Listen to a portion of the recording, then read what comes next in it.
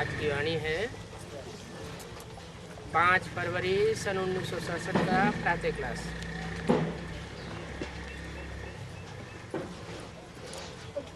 रूहानी बाप रूहानी बच्चों को समझाते।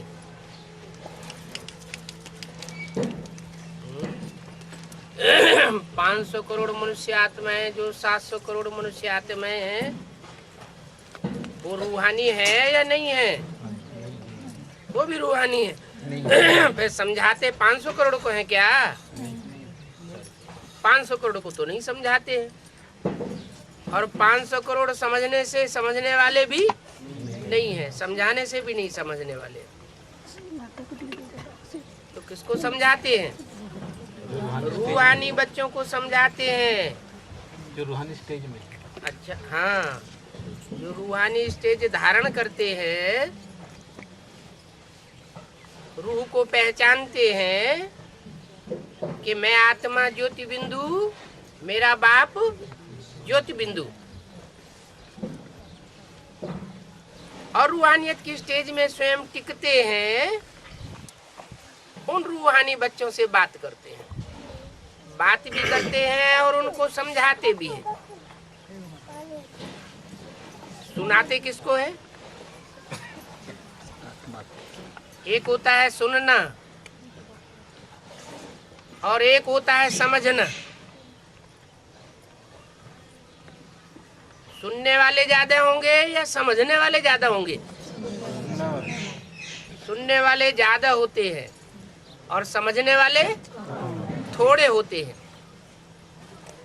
तो जो समझू सयानू बच्चे हैं, रूहानियत की स्टेज में स्थिर होने वाले हैं, उन बच्चों को रूहानी बाप समझाते हैं। क्योंकि बाप ने ये समझाया है कि आत्मा ही ज्ञान धारण करती है। क्या? जो आत्मिक स्टेज में स्थिर होते हैं वो ही ज्ञान धारण करते हैं। जो देहभान की स्टेज में होते हैं वो ज्ञान धारण नहीं करते। रूहानी स्टेज वाले बच्चों को समझाते हैं, उन्हों कोई धारणा होती है। ज्ञान की टिकलू टिकलू करते रहते हैं, अंदर भी टिकलू चलती है और बाहर दूसरों को भी सुनाते हैं। तो आत्मा ही ये ज्ञान धारण करती है, रूह है ये ज्ञान धारण करती है। देह अभिमानी इस ज्ञान को धारण नहीं करते। अच्छा, थोड़ा बहुत तो देहभान हो तो चल जाएगा क्या? नहीं चलेगा। क्यों? सतयुग में नहीं आवेंगे हैं? थोड़ा भी देहभान हो तो सतयुग में नहीं आवेंगे, आएंगे। लेकिन संपूर्ण जो रूहानियत अगर धारण नहीं की है, 16 कला संपूर्ण सर्वगुण संपन्न ऐसी स्टेज नहीं बनाई है, तो उनके जन्म कम हो जाएंगे। क्योंकि देहभान रह गया, पूरी रूहानियत को धारण नहीं किया, प्रैक्टिस नहीं की, तो उनके जन्म कम हो जाएंगे। हो सकता है सतयुग में आ जाएं, त्रेता में भी आ जाएं, और जो सतयुग में आएंगे वो त्रेता में तो आएंगे ही। लेकिन देहभान होने के कारण वो पूरी बात समझ नहीं सकेंगे। कौन सी पूरी बात? ज्ञान की। जो रूहानी बाप रूहानी ज्ञान सुनाते हैं, उस ज्ञान को पूरा पूरा नहीं समझ सकेंगे।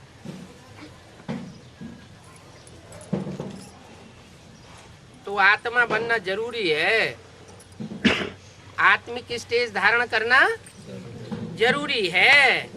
नहीं तो देहभान की स्टेज वाले ये ज्ञान धारण नहीं कर सके। या तो परसेंटेज में कर सकेंगे, परसेंटेज में ज्ञान धारण करेंगे तो उतने ही जन्म कम हो जाएंगे।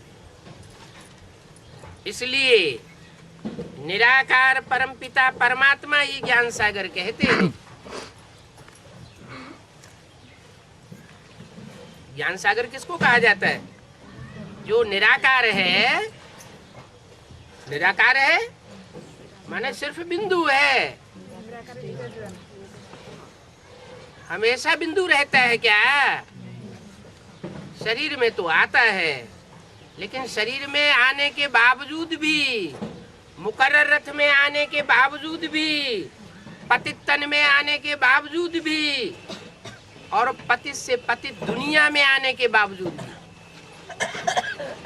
रूहानियत की स्टेज में रहता है, निराकारी निसंकल्पी स्टेज में रहता है।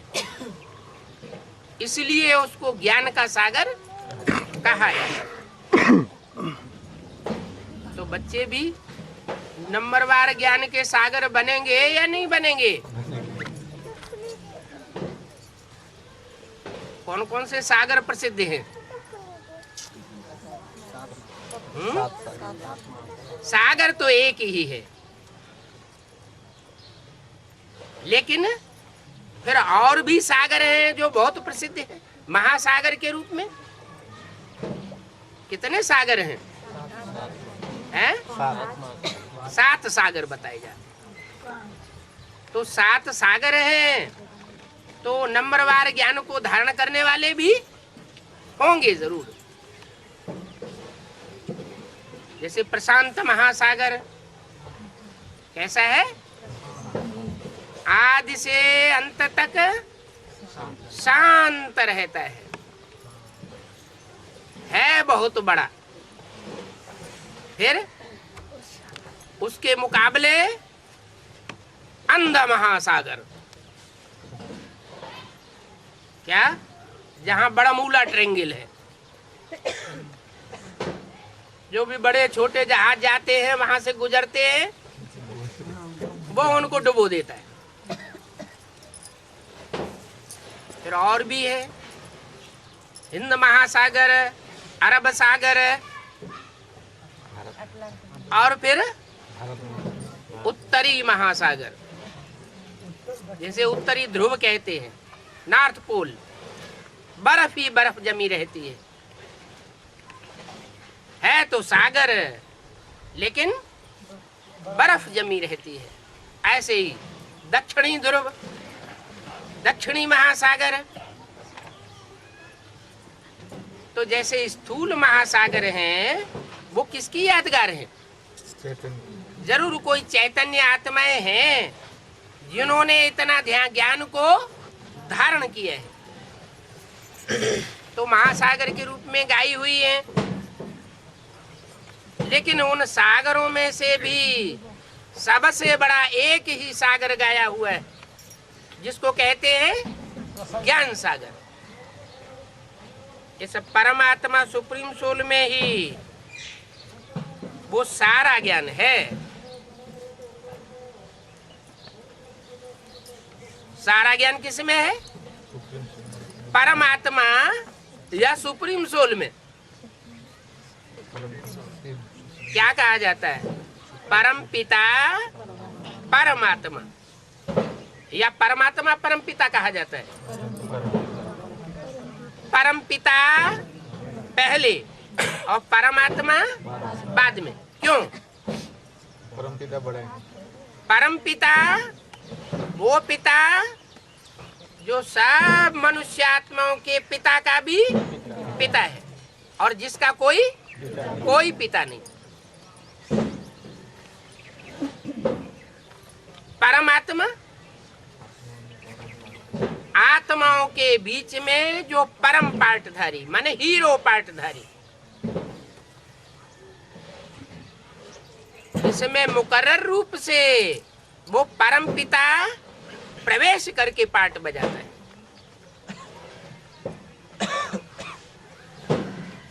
उसी में सारा ज्ञान समाया हुआ है। फिर दोनों आत्माओं में से किस में सारा ज्ञान समाया हुआ है? एवरलास्टिंग, आदि से अंत तक सदैव किस में समाया हुआ है? परम पिता में सदैव समाया हुआ है। उसको कहते हैं सदा शिव। मेरी आत्मा का ही नाम शिव है। मेरी बिंदी का नाम शिव है। उसमें सारा ज्ञान समाया हुआ है। विस्तार को पाता है तो सागर हो जाता है, सूर्य बन जाता है, ज्ञान सूर्य। कैसे विस्तार को पाता है? क्या बिंदु रूप में रह करके विस्तार को पाता है? जरूर कोई शरीर में प्रवेश करता है। संस्कार तो आत्मा में ही होते हैं, चाहे वो शरीरधारी की आत्मा हो और चाहे वो सुप्रीम सोल हो। सुप्रीम सोल में जो ज्ञान के संस्कार हैं, वो जन्म मरण के चक्र में आने वाली आत्माओं के अंदर वो ज्ञान के संस्कार सदा काल के लिए नहीं हो सकते। इसलिए उसको कहते हैं सदा शिव। क्या? शिव माना कल्याणकारी। वो सदैव कल्याणकारी है। कोई उसकी एक सेकंड भी ऐसी नहीं। 5000 वर्ष के ड्रामा में आता भी है तो भी जिस सेकंड में वो किसी का कल्याण चाहता हो, और बाकी दूसरी आत्मा चाहे वो हीरो पार्टधारी ही क्यों न हो, नंबरवार कल्याणकारी है या नहीं है? नंबरवार सब कल्याणकारी। इसलिए जो एक सेकंड भी अगर किसी का कल्याण चाहता है तो शिव समान पार्टधारी नहीं हुआ। बाप समान तब कहा जाएगा जब एक सेकंड भी किसी आत्मा के प्रति मन के अंदर मैल न रहे। हीरो पार्टधारी भी तभी बन सकता है चाहे कोई कितना भी विरोधाभास करने वाला सामने आ जाए, लेकिन उसके प्रति भी कौन सी भावना? कल्याणकारी भावना। तब कहा जाता है शिव शंकर एक है। 33 करोड़ देवताएं हैं। उन 33 करोड़ देवताओं में से एक भी देवता ऐसा नहीं है जिसके साथ शिव का नाम मिलाया गया हो। जिस आत्मा के साथ शिव के नाम को मिलाकर एक आकार कर दिया हो, एक ही आत्मा ऐसी है जो कुछ समय के लिए बाप समान स्टेज को धारण कर लेती है। इसलिए शिव शंकर को मिला के भक्ति मार्ग में एक कर देते। इस बात को रूहानी बच्चे समझते हैं। जो जिस्मानी बच्चे हैं वो समझते नहीं है, यूं ही सुन लेते हैं और दूसरों को सुनाते रहते हैं। शिव शंकर एक नहीं है, शिव शंकर अलग अलग हैं। लेकिन पूछा जाए क्या कारण है? शिव शंकर अलग अलग क्यों हैं? भक्ति मार्ग में शिव शंकर को मिला के एक क्यों कर दिया गया? तो उनके पास कोई जवाब नहीं आवेगा। क्यों? क्योंकि जो ज्ञान सुनते हैं वो देवान की स्टेज में रहकर सुनते हैं, या तो ब्रह्मा की याद में रह करके सुनते हैं। उनकी बुद्धि में ज्ञान सुनते समय ब्रह्मा या कोई ब्रह्मा कुमारी बैठी रहती है। इसलिए जो ज्ञान धारण करना चाहिए तह तक वो बुद्धि में बैठता नहीं है। तो हर आत्मा में नंबरवार ज्ञान के संस्कार होते हैं। सुप्रीम सोल तो आता है, ज्ञान सागर ज्ञान सूर्य का पार्ट बजाता है, लेकिन सब आत्मा एक जैसा धारण करने वाली नहीं बनती। इसलिए उनकी यादगार किस रूप में दिखाई जाती है? छोटे छोटे नहीं, आत्माओं की यादगार जो नंबरवार ज्ञान को धारण करती है। शालिग्राम ज्ञान धारण करने की बात है। ज्ञान नदियां, ज्ञान सरोवर, झील कहो, सरोवर कहो, ज्ञान गणिचिया, गड्ढे, पोखरे, ज्ञान नाले, छोटे छोटे। पानी भी रहता है, फिर पानी के साथ उसमें गंध भी बहुत बहता रहता है। गंध कौन सा? जो विकृत संस्कार हैं, जो विकृत संकल्प हैं, दुष्ट संकल्प हैं, व्यभिचारी संकल्प हैं, उनका कचरा बहता रहता है।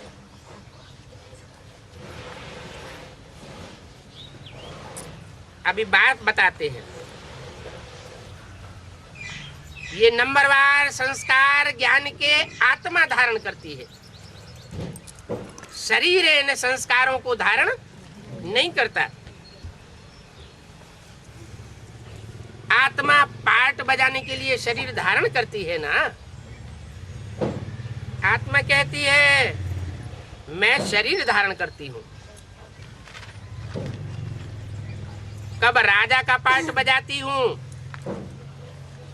कब रंक बन जाता हूं। हर आत्मा कहती है,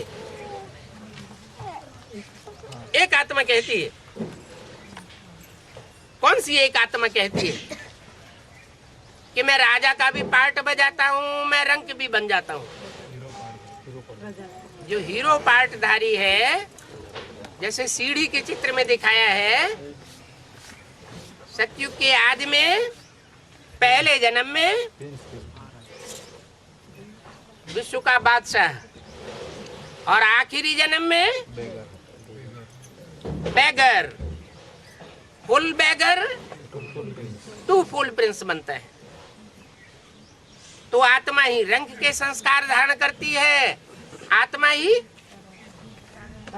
राजा के संस्कार धारण करती है। राजा के संस्कार धारण कौन कराता है? किसके संग के रंग से राजा के संस्कार आते हैं, और किसके संग के रंग से रंक बन जाता है। रावण बनाता है रंक, और राम बनाता है राजा। कौन सा राम? जिस राम के लिए गाया जाता है राम राजा, राम प्रजा, राम साहूकार, वो निराकार, वो राम नहीं। वो निराकार राम जो सदैव ही निराकारी निसंकल्पी स्टेज में स्थिर रहने वाला शिव कहा जाता है, सदा शिव। तो अभी तुम बच्चों को ये निश्चय हुआ है, इस बात का निश्चय हुआ है कि राजाई देने वाला बाप ही है। बाप ही है। कौन सा बाप? बाप भी तो बेहद के दो हो गए। एक तो बिंदु बिंदु, सभी बिंदु बिंदु आत्माओं का बाप। मनुष्य मात्र की जो भी बिंदु बिंदु आत्मा है, सबका बाप। कीट, पशु, पक्षी, पतंगे, सबका बाप। सबको ज्ञान नहीं सुनाता है। ज्ञान किसको सुनाता है? मनुष्य आत्मा। मनुष्य आत्माओं को ज्ञान सुनाता है, जिनके अंदर मन बुद्धि प्रधान होती है, उनको ज्ञान सुनाता है। उनमें भी नंबरवार, ऐसे नहीं 500-700 करोड़ सब सन्मुख आकर के बैठ करके सुनते हैं। नहीं, सुनते तो हैं, लेकिन डायरेक्ट सुप्रीम सोल से नहीं सुनते। कोई माँ के रूप में सुनते हैं, कोई फिर बाप, टीचर, सदगुरु के रूप में सुनते हैं। माँ के रूप में जो सुनने वाले हैं और जो बाप के रूप से ही सुनने वाले हैं, और किसी से सुनने वाले नहीं हैं। उनमें क्या अंतर पड़ जाता है?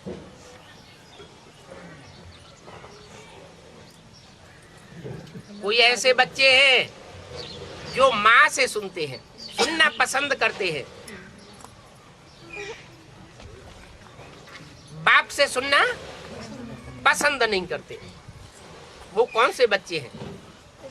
और जो सिर्फ बाप से ही सुनना पसंद करते हैं और किसी की सुनना पसंद नहीं करते, वो कौन से बच्चे हैं?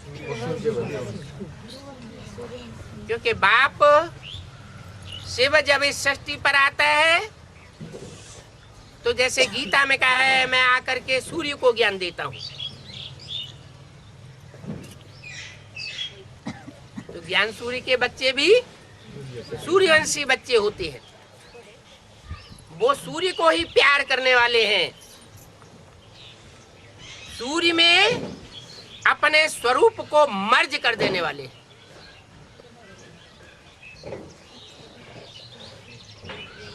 इसलिए जो स्थूल सूर्य है, ऐसे नहीं कि दिन में जब सूर्य निकलता है तो सितारे आसमान में नहीं होते हैं। होते हैं या नहीं होते हैं? होते हैं, लेकिन वो अपने प्रकाश को ज्ञान के सूर्य में मर्ज कर देते हैं।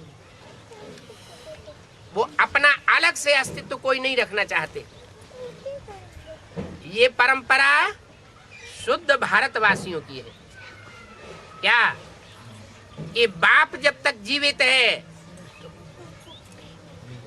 तो बच्चा बाप की प्रॉपर्टी पर काबिज हो करके और अपने अस्तित्व को संसार में बनाना चाहे, ये नहीं हो सकता। वो बच्चा किसका नाम आगे रखेगा? बाप एंड सन्स। क्या बाप का नाम देगा और बाद में बच्चों का नाम। वही फादर, कोई भी नाम हो फादर का। तो यहाँ जो भी सूर्यवंशी बच्चे हैं वो ज्ञान सूर्य बाप को आगे रखने वाले हैं, अपने को प्रत्यक्ष करने वाले नहीं होंगे। किसको प्रत्यक्ष करेंगे? बाप को प्रत्यक्ष करेंगे। और जो अपने को प्रत्यक्ष करते हैं वो चंद्रवंशी हो सकते हैं। चंद्रमा की गोद में पलने वाले कोई भी वंश के हो सकते हैं। इस्लाम वंशी हो सकते हैं, बौद्धी वंशी हो सकते हैं, विदेशी हो सकते हैं, विधर्मी हो सकते हैं, लेकिन सूर्यवंशी नहीं हो सकते।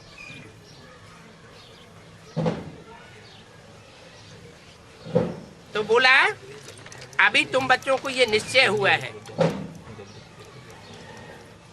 कि राजाई देने वाला बाप है। राजाई का वर्षा माँ से भी नहीं मिलता, और माँ की गोद में पलने वाले जो भी हैं और माँ के स्वरूप को प्रियरिटी देने वाले जो भी हैं वो बाप से राजाई पाने के हकदार नहीं बन पाते जब तक बाप को न माने। इसलिए मुरली में बोल दिया, देवी के पुजारी है रावण संप्रदाय। कौन सी देवी के पुजारी? देवी तो लक्ष्मी भी है, देवी महालक्ष्मी भी है।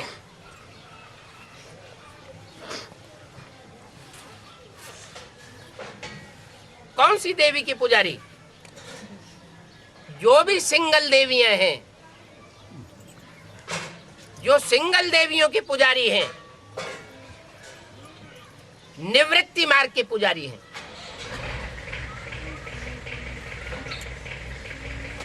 उनमें देहभान बढ़ जाता है। क्यों बढ़ जाता है? मुरली में क्यों बोला माँ ब्रह्मा के चित्र को भी नहीं रखना है? ब्रह्मा का अगर फोटो रखेंगे तो पतित हो जाएंगे। कोई कारण होगा? माँ और बाप में इतना बड़ा भयंकर जैसे जमीन आसमान का अंतर क्यों कर दिया? दिन रात का फर्क क्यों कर दिया? कोई कारण होगा?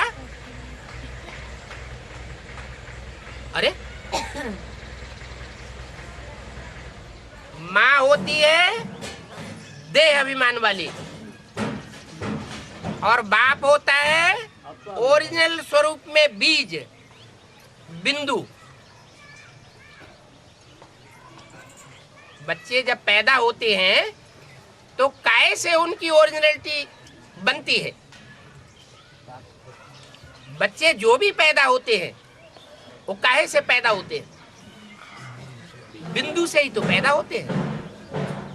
चाहे साकार रूप में बच्चे हों और चाहे निराकारी बाप के बच्चे आत्मिक स्वरूप में रहने वाले हों, रूहानियत के स्टेज में रहने वाले बच्चे हों, जब तक बिंदु से जन्म न लें तब तक बाप के बच्चे नहीं बनते। तो बिंदु माना बीज, बीज है बाप और धरणी है माताएं। बिंदु निराकारी स्टेज को कहा जाता है। जो निराकारी स्टेज को धारण नहीं करते हैं वो इस सृष्टि के बीज रूप बाप नहीं कहे जा सकते। जो बीज रूप स्टेज बाप की धारण करते हैं वो सारी मनुष्य सृष्टि के बीज बाप कितने हैं?